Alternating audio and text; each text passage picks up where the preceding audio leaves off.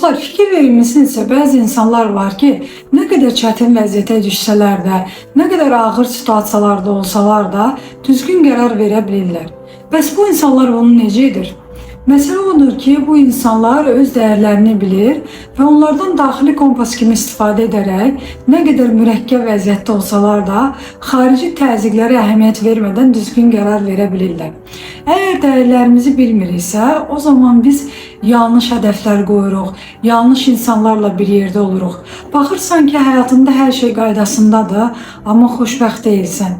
Və ən pisi də odur ki, başqa bir insanın həyatını yaşayırsan, onu kopyalayırsan, öz həyatını yaşamırsan.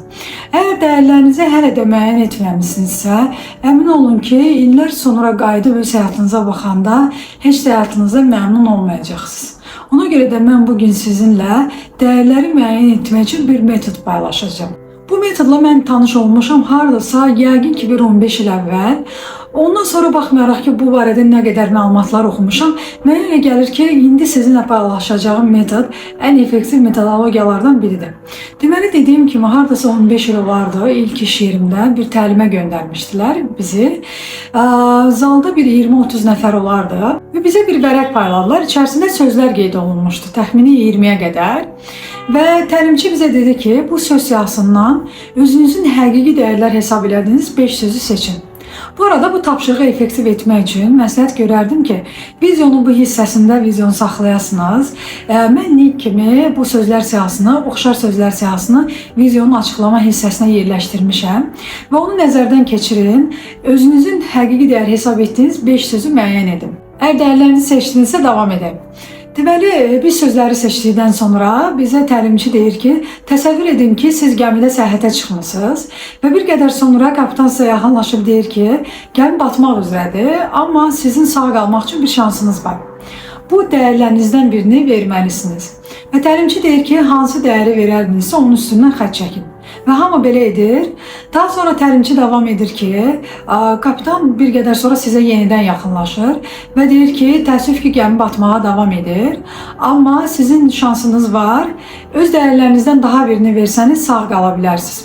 Və təlimçi deyir ki, hansı dəyəri verərdinizsə onun üzərindən xətt çəkin. Və yenə də hamı belə edir. Daha sonra təlimçi davam edir və deyir ki, kapitan bir qədər sonra yenə yaxınlaşır və deyir ki, təəssüf ki, gəmi yenə batmağa davam edir və sənin yenə də bir şansın var. Öz dəyərlərindən daha birini versən sağ qala bilərsən. Və təlimçi deyir ki, hansı dəyərinizi verərdinizsə üzərindən xətt çəkin. Və daha sonra o davam edir. Deyir ki, kapitan sizdən əl çəkmir, yenə də gəlir və deyir ki, gəmi batmağa davam edir və sağ qalmaq üçün 4-cü dəyərinizi də verməlisiniz. Və təlimçi deyir ki, hansı dəyərinizi verərdinizsə bu yerdə qalan 2 dəyərinizdən onu da xəttləyin. Və yenə hamı bunu edir.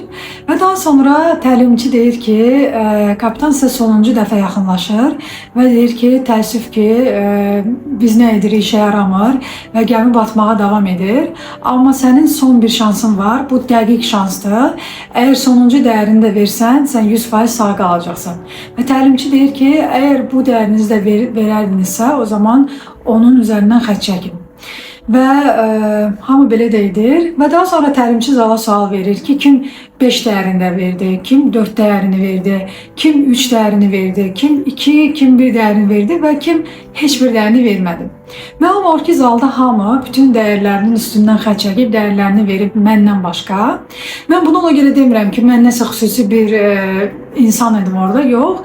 Məsələ odur ki, mən həqiqətən də bu tapşırığı bir tapşırıq kimi yox, real bir hadisə kimi yanaşmışdım və özümü o situasiyanın içində hiss etmişdim və fikirləşmişdim ki, mənə belə gəlir ki, indi o vaxt müəyyən elədiyim dəyərləri, məsələn, olarsız yaşamaqdansa ölmək daha yaxşıdır. Və təlimçi onda bizə demişdi ki, əgər bu dəyərlər sizin həqiqi dəyərləriniz olsaydı, siz ölərdiniz, amma bu dəyərləri verməzdiniz. Bunu edəndən sonra məni uşaq vaxtı düşündürən bir sualın da cavabını tapmışdım.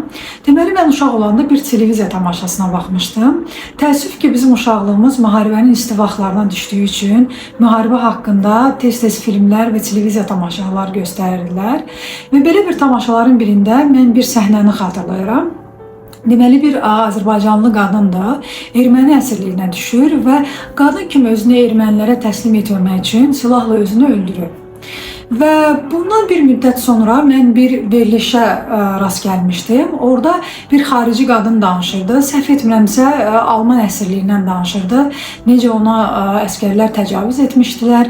Və o zaman mən uşaq idim və düşünürdüm ki, görəsən necə olur ki, bir qadın əsirliyə düşür və təcavüz olunmasın deyə özünü öldürür.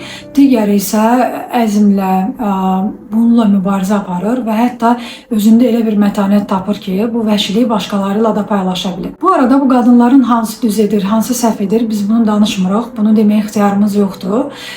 Hər bir kəs özünün dəyərinə uyğun olaraq hərəkət edir. Sadəcə olaraq mənim anladığım olmuşdu ki, bu iki qadının öz qadınlığına, dilimizdə bəlkə biz buna namus deyirik, verdikləri dəyər fərqli olduğu üçün onlar eyni situasiyada müxtəlif cür hərəkət etmişlər. Bunları anlayanda biz ətrafımızdakı insanların da həyat seçimlərinə baxıb onların dəyərlərini anlaya bilirik. Belə olduqda biz başa düşürük. Bu insan bizə uyğundur ya yox, bu dost bizə uyğundur ya yox, bu iş yeri bizə uyğundur ya yox, bu cəmiyyət, bu yaşayış yeri bizə uyğundur ya yox. Və dəyərlərimizə uyğun yaşadıqda biz Tony Robbins'ə görə xoşbəxt yaşayırıq. Tony Robbins demişkən, onu da deyim ki, Tony Robbins'in dəyərləri müəyyən etmək haqqında çox sadə bir metodu var, tapşırığı var. Onu da sizinlə paylaşmaq istəyirəm. Tony Robbins deyir ki, sizi xoşbəxt edən 5 əsas şeyi müəyyən edin. Yəni, nə edəndə xoşbəxt olursunuz? Bax, bunu müəyyən edin. Daha sonra bunun əksinə, nə etməyəndə özünüzü pis hiss edirsiniz? Bunu müəyyən edin.